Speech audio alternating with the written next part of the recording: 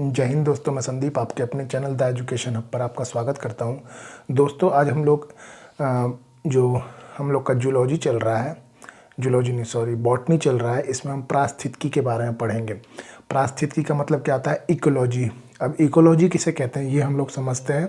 हम लोग पारिस्थितिकी के बारे में समझते हैं, और जिन्होंने मेरे पहले वाले सेशन नहीं देखे हैं उनसे रिक्वेस्ट है कि वो जाके पहले वाले सेशन देखें। उसके बाद आपको ये चीज़ समझ में अच्छी तरीके से आएगी।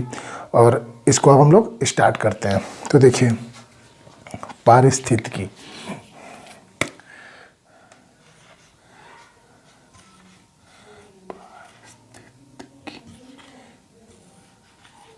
पारिस्थितिकी इसका मतलब क्या होता है?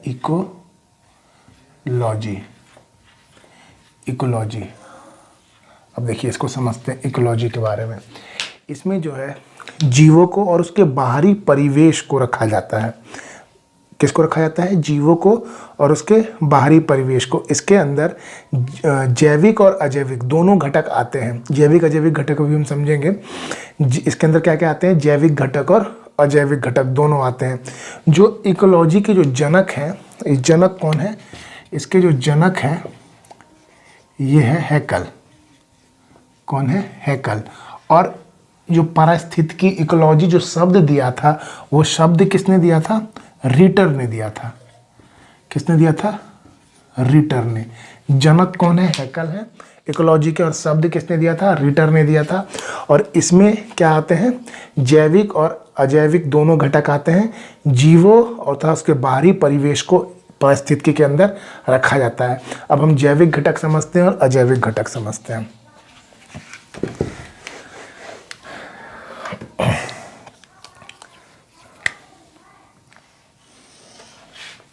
देखिए, जैविक घटक और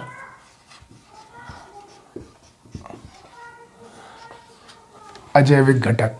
देखिए, जैविक घटक में क्या क्या आते हैं? इससे पहले जो हमने पढ़ा था किसके बारे में? जो उत्पाद, उपभोक्ता और अपघटक के बारे में पढ़ा था। तो उसको किस में रखते हैं हम लोग? जैविक घटक में। जैविक घटक में क्या क्या आता है? उत्पाद, उपभोक्ता और क्या आता है? अपघटक। ये किस में आते हैं? जैविक घटक में। इसका मतलब जितनी भी सजीव चीजें हैं, सजीव जो है वो किस में आती हैं? जैविक घटक में। और अजैविक घटक में क्या आते हैं? जैसे नदी हो गए, पर्वत हो गए और तापमान हो गया, आर्द्रता हो गई। ये किसके अंतर्गत आती हैं? अजैविक के अंतर्गत आती हैं। किसके अंतर्गत? अजैविक के अंतर्गत। तो अजैविक घटक क्या होते हैं? जैसे नदी, पर्वत, तापमान, आर्द्रता, ये सब किसके अंतर्गत आते हैं? अजैविक घटक। अर्थात इसको क्या कह सकते हैं? निर्जीव। तो जैविक घटक कैसे होते हैं? सजीव। और अजैविक घटक कैसे होते हैं? निर्जीव होते हैं। ठीक है, चलिए अब देखिए, जब आप जीव को एक साथ मिलाइएगा तो उसको कहते हैं जीव समूह। मतलब जीवों को जब एक साथ मिलाया जाता है तो क्या कहलाता है? जीव समूह कहलाता है। और जब आप जीवों के समूह को एक साथ मिलाते हैं तो वो कहलाता है पारितंत्र। क्या कहलाता है? पारितंत्र कहलाता है। और जब आप बहुत सारे पारितंत्र को एक साथ मिलाते हैं तो वो बनता है जीवोम। क्या बनता है? जीवोम। और जब जीवोम को आप एक साथ मिलाते हैं तो वो क्या बनता है? जीवमंडल। क्या बनता है? जीवमंडल। देखिए, बहुत अभी मैंने समझाया, अब मैं आपको लिख के बताता हूँ।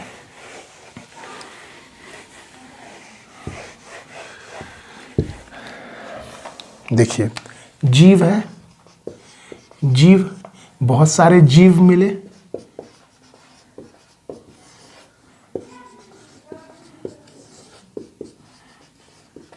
ये बहुत सारे जीव मिलके क्या बनाएंगे? जीव समूह। जीव समूह बनाते हैं। क्या बनाते हैं? जीव समूह। और यही बहुत सारे जीव समूह अब मिल जाएंगे तो जीव समूह।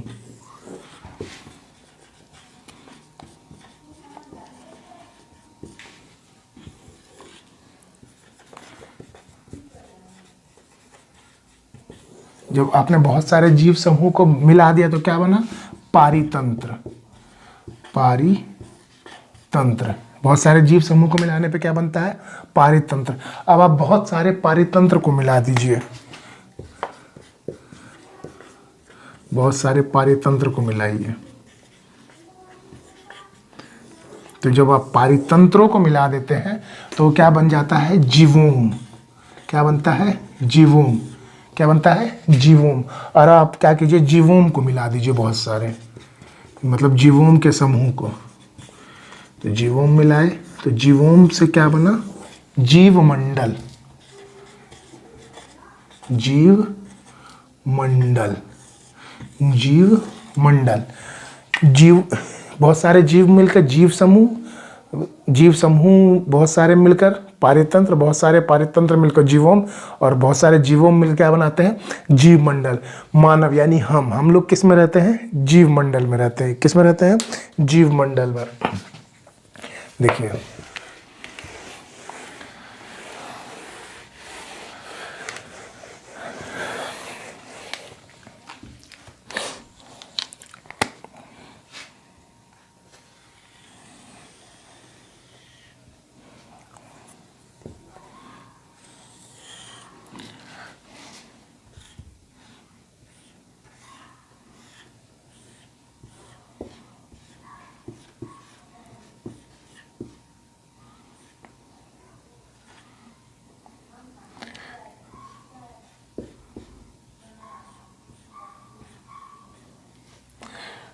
ठीक है, यहाँ पे एक बना देते हैं।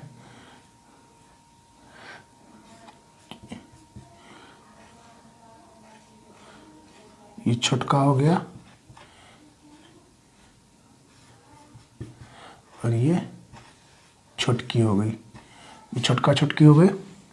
ठीक है, और ये हो गया आपका जल।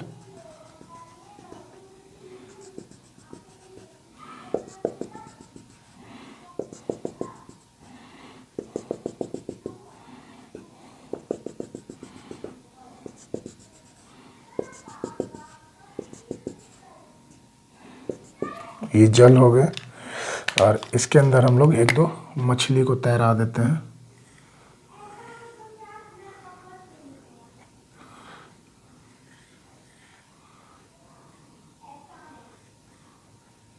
ठीक है, ये मछलियाँ हो गई।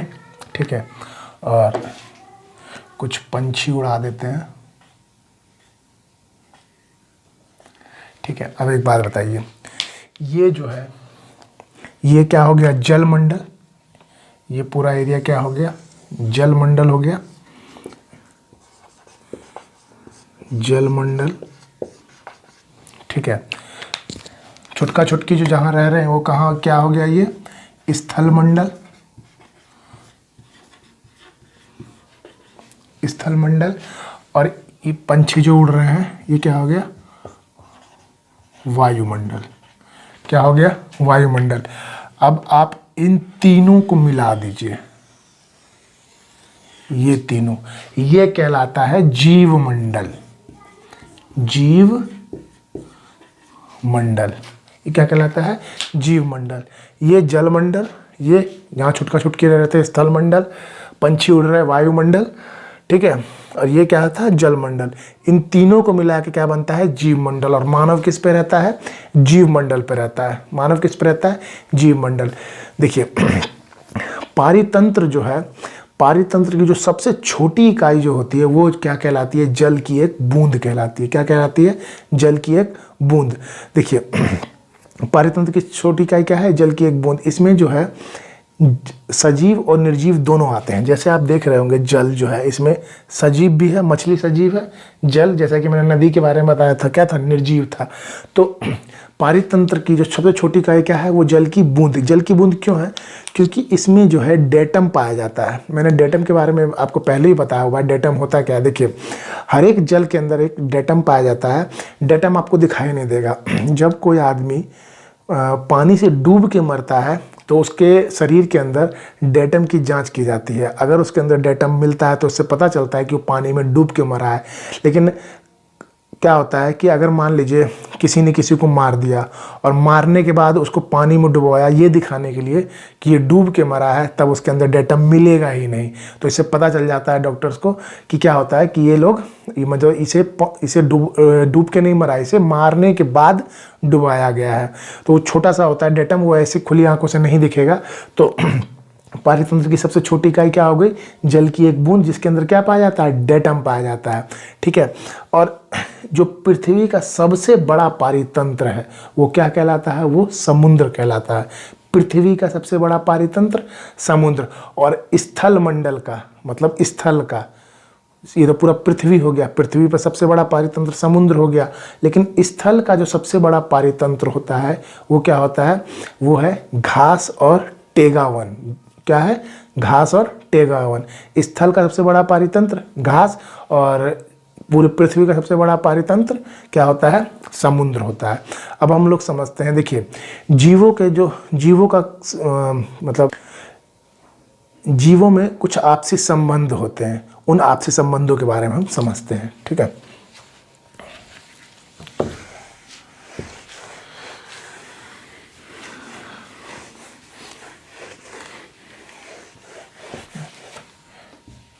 देखिए जीवों के आपसी संबंध को समझने के लिए हम जीव को पहले दो भागों में बांटते हैं।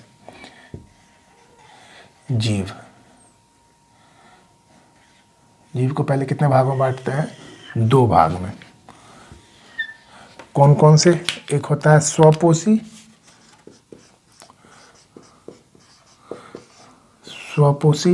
और एक होता है परपोषी। इसके बारे में मैंने पहले ही बताया था, फिर समझ लीजिए। अब देखिए स्वपोषी क्या होता है?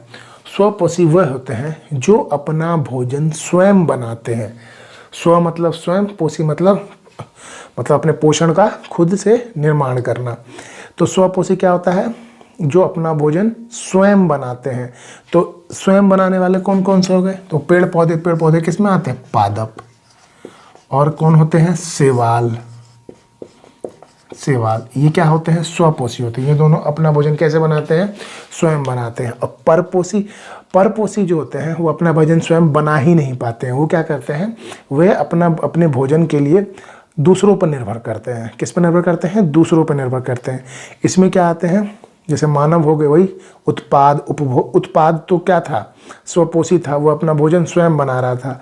लेकिन जब प्रथम उपभोक्ता, द्वितीय उपभोक्ता, तृतीय उपभोक्ता, तो वो क्या थे? परपोषी थे, वो दूसरों पर निर्भर करते थे। तो परपोषी को हम 4 भागों में बांटते हैं। कितने भागों में? 4 भागों में। एक होता है सहजीवी, एक होता है सहभोगी, एक होता है परजीवी, एक होता है मृतोपजीवी।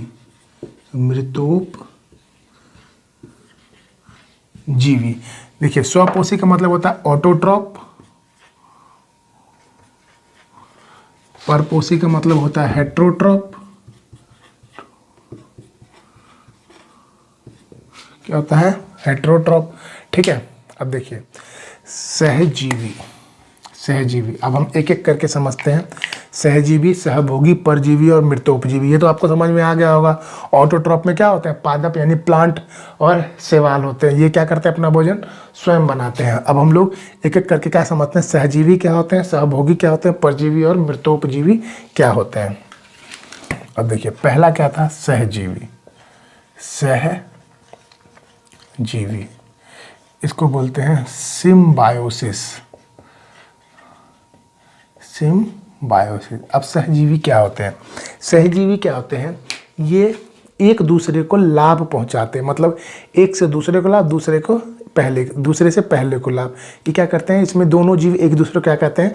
लाभ पहुंचाते हैं। जैसे देखिए जैसे क्या होता है कि आपने कभी कभी देखा होगा, गाय या भैंस होती है, वो क्या करते हैं, अपना कान उठा देती हैं। वो अपना कान उठा क्यों देती हैं? उनके कान के अंदर जो होता है ना, वो मैल, जिसको खोटी बोलते हैं, मोटी मोटी जम जाती है। तो जब अपना कान उठाती है तो कौवा क्या करता है, उनके कान में आके चोंच मार कर उनके खोटी को खाने का काम करता है, वो खा लेता है। अब इससे फ़ायदा क्या हुआ? देखिए, इससे फ़ायदा ये हुआ कि देखिए, अब एक बात बताइए, गाय भैंस के अपने कान की गंदगी को, जो खोटी थी, उसको साफ कर पाती?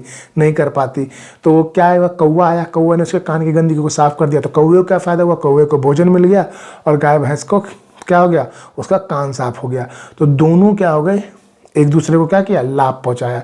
तो वो किस में आते हैं? सिम्बायोसिस में आते हैं। किस में आते हैं? सिम्बायोसिस से जीवी, वो एक दूसरे को क्या करते हैं? लाभ पहुंचाते हैं। ये क्या कहलाया? सहजीवी।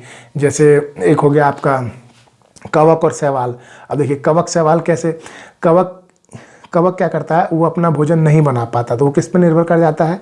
शैवाल पे, क्योंकि शैवाल खुद अपना भोजन बना पाता है, तो वो शैवाल से भोजन ले लेता है। और शैवाल क्या है, वो जो है वो मतलब पानी पर रह ही नहीं सकता, तो उसको सहारा किसका चाहिए? कवक का चाहिए। तो शैवाल सहारा पाने के लिए कवक पर निर्भर करता है, कवक भोजन पाने के लिए किस पर निर्भर करता है? शैवाल पर निर्भर करता है। इस तरह एक दूसरे को क्या करते हैं? लाभ पहुंचाते हैं। तो इसमें मतलब दोनों जीवों क्या होता है? लाभ होता है। तो इसमें पहला क्या उदाहरण हो गया? एक गाय प्लस कुआ, और एक क्या हो गया? कवक प्लस शैवाल। और एक और उदाहरण से समझ लीजिए, जैसे फूल और मधुमक्खी। क्या होता है? फूल और मधुमक्खी। देखिए, अब दोनों को फायदा क्या है? फूल को निषेचन के लिए जो क्या कहते हैं, परागण के लिए परागकण की जरूरत होती है। तो परागकण कौन ला के देता है? मधुमक्खी। वो क्या कहते हैं, वो मतलब पुमंग से मतलब परागकण लेते हैं और जांग में आकर छोड़ते हैं। तो वहाँ से उसको क्या हो जाता है, मतलब परागकण मिल जाते हैं, जिससे उसका क्या हो जाता है, परागकण लाते परागन हो जाता है। तो उससे किससे हुआ? मधुमक्खी से। तो मधुमक्खी से उनको क्या मिला? परागकण मिला। मधुमक्खी को क्या फायदा हुआ? फूलों का रस मिल गया। तो दोनों को एक दूसरे से क्या हुआ? लाभ हुआ। जब दोनों जीवों को एक दूसरे से लाभ मिलता है तो क्या कहलाते हैं? सहजीवी, सिम्बायोसिस। ठीक है, तो एक हो गया आपका फूल प्लस मधुमक्खी, मधुमक्खी। और सिम्बायोसिस क्या होता है? जब दोनों जीवों को एक दूसरे से लाभ हो। तो क्या कहलाते हैं? वो सहजीवी कहलाते हैं। क्या कहलाते हैं? सहजीवी। अब इसके बाद आते हैं किस पे? सहभोगी पर।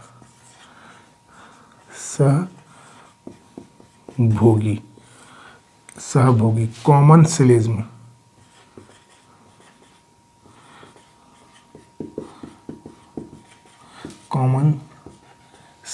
इसमें क्या होता है? सहभोगी में इसमें सिर्फ एक को लाभ होता है, दूसरे को कोई नुकसान नहीं होता है। इसमें सिर्फ क्या होता है? एक को लाभ और दूसरे को कोई लाभ नहीं होता है, पर लेकिन नुकसान भी नहीं होता है। एक को लाभ और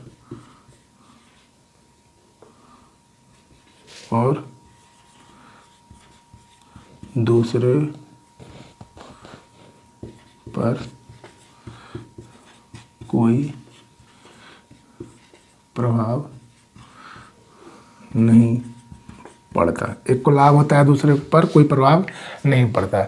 जैसे देखिए, समझिए, जैसे आप छोटे बच्चे को लीजिए, छोटे बच्चे को गोद में खिलाइए। कैसे खिलाते हैं? आ करके। तो होता क्या है, आप बच्चे को खिला रहे हैं, बच्चा खुश हो जाता है, बच्चा आपके साथ खेलने लग जाता है। तो इससे आपको क्या फ़ायदा हुआ? इससे आपको कोई फ़ायदा नहीं हुआ, लेकिन बच्चे को क्या फ़ायदा हुआ? वो हंसा, खेला, खुदा, उसको खूब मज़ा आया, तो उसने मज़ा लिया। आपको कोई फ़ायदा नहीं हुआ। तो किस में आया? सहभोगी में। किस में आया? कॉमन सिलिज्म में, सहभोगी में। तो इसमें एक को लाभ हुआ, लेकिन आपको नुकसान नहीं होगा, ना ही फायदा होगा, कोई प्रभाव नहीं पड़ेगा। ठीक है। एक होता है अधिपाद। अधिपाद का मैंने एक उदाहरण बताया है, ऑर्चिड। ऑर्चिड पे क्या होता है? इस पे वो दूसरे पौधे भी उग जाते हैं। क्या हो जाते हैं, दूसरे पौधे उग जाते हैं। तो क्या हुआ, उसने पहले जिस पे उगे वो उसका सहारा लिया उगने के लिए, तो दूसरे वाले को कोई नुकसान नहीं हुआ, लेकिन पहले वाले को क्या हुआ, फायदा हो गया, उसका सहारा लेके वो बढ़ गए। तो इसका एक उदाहरण क्या होता है, ऑर्चिड, और चिड़, सहभोगी हो गया। अब एक होता है परजीवी, परजीवी, पैरासिटिज्म, पैरासिटिज्म। अब ये इसमें होता है क्या है, इसमें एक को तो लाभ होता है लेकिन दूसरे को क्या होता है, हानि हो जाती है। एक को लाभ, दूसरे को हानि। जैसे आपने जू के बारे में सुना होगा, जू जानते हैं ना, जो बालन हो जाती है। इसमें होता क्या है कि जू क्या करती है, आपका खून पीती है। क्या करती है, आपका खून पीती है। तो इससे जू को तो फायदा हो गया लेकिन आपको नुकसान हो गया। अब आपको क्या नुकसान हुआ, आपके सर में खुजली हुई, आपका खून गया, तो वो क्या किया कि आपका नुकसान हुआ। तो इससे एक को क्या हुआ, फायदा हुआ, एक को नुकसान हुआ। जैसे मच्छर, तो देखिए नर हो या मादा मच्छर हो, ये दोनों ही मच्छर शाकाहारी होते हैं। कैसे होते हैं, शाकाहारी होते हैं। लेकिन जब मादा मच्छर प्रेग्नेंट होती है तभी वो खून पीती है। जो आपको काटती है वो कब होती है, जब वो प्रेग्नेंट होती है, तभी वो क्या करती है, खून पीती है। और खून क्यों पीती है, मजबूर है, क्योंकि तो उसको अपने बच्चे पालने और बच्चों को भोजन की आवश्यकता है और वो खून से ही पूरी हो सकती है। इसी कारण से वो क्या होता है, मच्छर जो है खून पीते हैं। तो आज के बाद जब भी आपको मच्छर काटे तो उसको मारिएगा मत। क्यों, क्योंकि शास्त्रों में भी लिखा है गर्भवती महिला पर अत्याचार करना नुकसान होता है। मतलब शास्त्रों में लिखा है कि गर्भवती महिलाओं पर अत्याचार नहीं करना चाहिए। तो आज के बाद मच्छर काटे, आप मच्छर को खून पीने दीजिए, कुछ कहना नहीं, क्योंकि वो अपने बच्चों के लिए कर रही है। समझ में आया। तो जितने भी मच्छर आपको इस टाइम पे काट रहे होंगे वो किस लिए काट रहे होंगे, क्योंकि वो अपने बच्चों को पालती है। इसके अलावा बाकी क्या होते हैं, वो शाकाहारी होते हैं। बस रक्त पिपासु कब हो जाते हैं, जब वो प्रेग्नेंट होती है। तो इससे देखिए आपका खून, आपको क्या नुकसान हुआ, आपका इतना मेहनत का खून वो पी गई और उसके बदले में आपको क्या दे के गई, खुजली दे दी, मलेरिया हो गया। तो इस सब से आपको नुकसान हो गया। तो उनको तो फायदा हो गया, उसने आपका खून पी लिया। तो मच्छर भी क्या हो गए, पैरासिटिज्म हो गए, परजीवी। इसमें क्या होता है, एक को लाभ और दूसरे को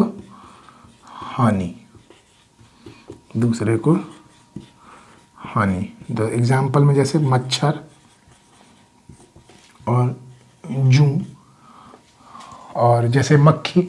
अब क्या, मक्खी को क्या फ़ायदा है, वो आपके खाने पे बैठी, उसने आपका खाना जितना भी खाया, जैसे भी खाया उसने ग्रहण किया, लेकिन क्या दे के चली गई, बीमारियाँ दे के चली गई। मक्खी हो गया खटमल। अब खटमल से कैसे, वो आपके लकड़ी के सामान पे है खटमल। तो खटमल या दीमक क्या करते हैं, वो लकड़ी को खा जाते हैं। तो दीमक क्या करते हैं, लकड़ी को खा जाते हैं। तो उसको, लकड़ी को क्या फ़ायदा है, वो लकड़ी को तो नुकसान हुआ और दीमक क्या किए, उसको खा गए।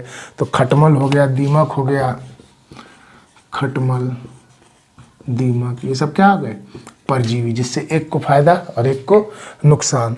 अब चौथा क्या है, मृतोपजीवी। इसमें सिर्फ क्या होता है, एक को फायदा होता है और दूसरा तो मरा ही हुआ होता है, उसको तो कोई फर्क ही नहीं पड़ता है। मृतोपजीवी को इंग्लिश में कहते हैं सेप्रोफाइट। मृतोपजीवी को सेप्रोफाइट।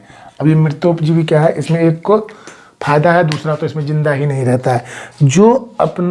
मतलब मृतोपजीवी क्या हुआ, मरे हुए जानवर को खाते हैं, मरे हुए जो जीव होते हैं उसको खा जाते हैं। मैंने इसका उदाहरण पहले भी बताया था, चील, गिद्ध, कौवा, ये सब क्या कहलाते हैं, मृतोपजीवी कहलाते हैं। इनसे ये फायदा है, ये पर्यावरण को बनाए रखने में सहयोग देते हैं, पर्यावरण को अच्छा बना के रखते हैं, शुद्ध नहीं मतलब अच्छा बना के रखते हैं, पर्यावरण को सही बनाने में सहायक रखते हैं। क्या, मृतोपजीवी। शुद्ध भी काफ़ी हद तक बनाते हैं, क्योंकि जैसे कोई गाय मर गई, कुत्ता मर गया या जो भी जंगली जानवर मर गए, तो ये सब उसे खा के क्या कहते हैं, उसको नष्ट कर देते हैं। तो ये क्या हो गए, मृतोपजीवी। देखिए अभी आपके जीवों के आपसी संबंध के बारे में हो गया। एक चीज़ और समझिए, अगर आप ये नोट बना रहे होंगे तो एक नोट में लिखिएगा कि जीवाणु जो है वो नाइट्रोजन चक्र को बनाए रखती है। क्या करते हैं, जीवाणु नाइट्रोजन चक्र को बनाए रखते हैं। अब नाइट्रोजन चक्र क्या होता है, ये आपके दिमाग में क्वेश्चन आ रहा होगा, तो इसको समझिए। देखिए, जैसे हमारे शरीर में नाइट्रोजन होता है, ठीक है, जो हम क्या करते हैं, सुबह के टाइम पे हमारे शरीर से निकल जाता है, वो निकलता है और निकल के अपना जो भी है खाद वाद, अब आपको लग रहा होगा मैं तो टॉयलेट जाता हूँ तो उसके अंदर, क्योंकि आपसे कभी तो साफ़ करवाते हैं, कभी बाहर तो जाता है, तो खाद के रूप में बन जाता है। वो खाद के रूप में बनता है तो पौधे उसे किस रूप में ग्रहण करते हैं, नाइट्रोजन को नाइट्रेट के रूप में वो ग्रहण करते हैं। फिर आप पौधों को ग्रहण करते हैं, फिर आप नाइट्रोजन निकालते हैं। तो इस तरह से ये चक्र चलता रहता है। तो ये कौन करते हैं, ये जीवाणु करते हैं, क्योंकि जो खाद बनी वो जीवाणुओं से तो बनी, जीवाणु ही धीरे धीरे खा पी के किसी तरह से खाद बना देते हैं। तो ये जो नाइट्रोजन चक्र है किसकी वजह से चलता है, जीवाणु की वजह से। तो जीवाणु जो है नाइट्रोजन चक्र को बनाए रखने में सहायता करते हैं। ये आप नोट करके लिख लीजिएगा। चलिए अब आगे कुछ समझते हैं।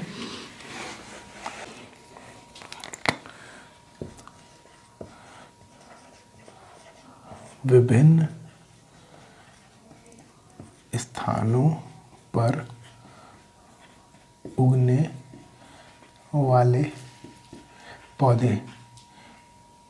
पौधों के नाम। देखिए, कुछ पौधे हैं जो भिन्न भिन्न स्थानों पर उगते हैं, उनको क्या कहा जाता है। जैसे कि अगर कोई पौधा मरुस्थल में उगे,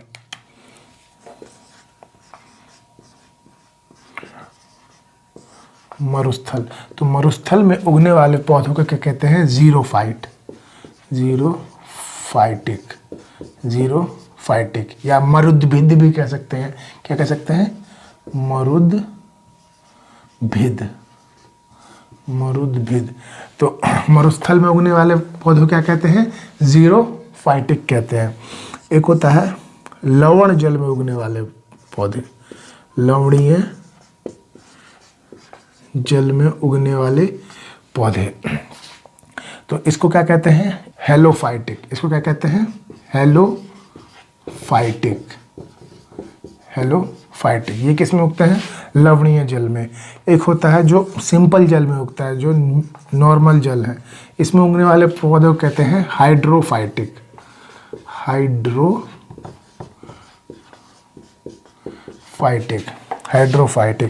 एक सिर्फ जो नमी में उगते हैं, आर्द्रता में, ह्यूमिडिटी में, जैसे कि आपका जो कुकुरमुत्ता होता है वो किस में उगते हैं, वो नमी में, थोड़ा पानी होता है, मतलब नमी टाइप में रहती है, तो उसको क्या कहते हैं, आर्द्रता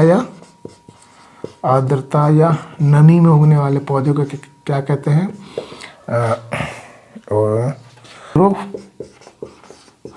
हाइग्रोफाइटिक। क्या कहते हैं, हाइग्रोफाइटिक। एक होता है बर्फ या टुंड्रा प्रदेश में उगने वाले, बर्फ या टुंड्रा प्रदेश में उगने वाले पौधों को कहते हैं मेसोफाइटिक।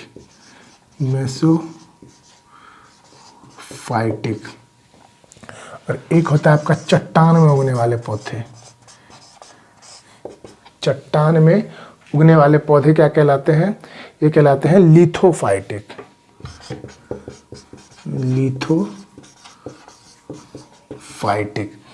तो मरुस्थल में उगने वाले जीरोफाइटिक या मरुद्भिद, लवणीय जल में क्या आते हैं, हेलोफाइटिक, जल में हाइड्रोफाइटिक, आर्द्रता या नमी में हाइग्रोफाइटिक, बर्फ या टुंड्रा प्रदेशों में मेसोफाइटिक, और चट्टान में उगने वाले पौधे लिथोफाइटिक कहलाते हैं। तो आज का सेशन दोस्तों यही समाप्त करते हैं। अगर आपको ये सेशन अच्छा लगा है तो आप इसे ज़्यादा से ज़्यादा लाइक कीजिए, शेयर कीजिए और सब्सक्राइब कीजिए। सब्सक्राइब जब आप करते हैं तो प्लीज़ नोटिफिकेशन बेल को ज़रूर दबाइए, जिसमें ऑल नोटिफिकेशन होता है, क्योंकि जब भी मैं वीडियो बनाऊंगा तो इसकी नोटिफिकेशन आपको मिल पाए। तो और इसे ज़्यादा से ज़्यादा शेयर जरूर करिएगा। और जो मेरे सब्सक्राइबर, जो नॉन सब्सक्राइबर हैं, जिन्होंने सब्सक्राइब नहीं किया और वो वीडियो देखते हैं, उनसे रिक्वेस्ट है कि अगर आपको अच्छा लगता है तो प्लीज़ सब्सक्राइब कीजिए, क्योंकि मेरी अभी जो वीडियो जो भी देख रहे हैं वो नॉन सब्सक्राइबर देख रहे हैं। मेरे सब्सक्राइबर तो हैं ही हैं जो देखते हैं, जो नॉन सब्सक्राइबर हैं उनसे भी रिक्वेस्ट है कि आप ज़्यादा से ज़्यादा इसको मतलब शेयर भी कर दीजिए और सब्सक्राइब भी कर लीजिए। आप लोग का ही सहारा है दोस्तों, जो मैं मतलब वीडियो बना रहा हूँ। अगर वीडियो नहीं अच्छा लगता है तो कोई बात नहीं, आप सब्सक्राइब मत कीजिए। Thank you, have a nice day.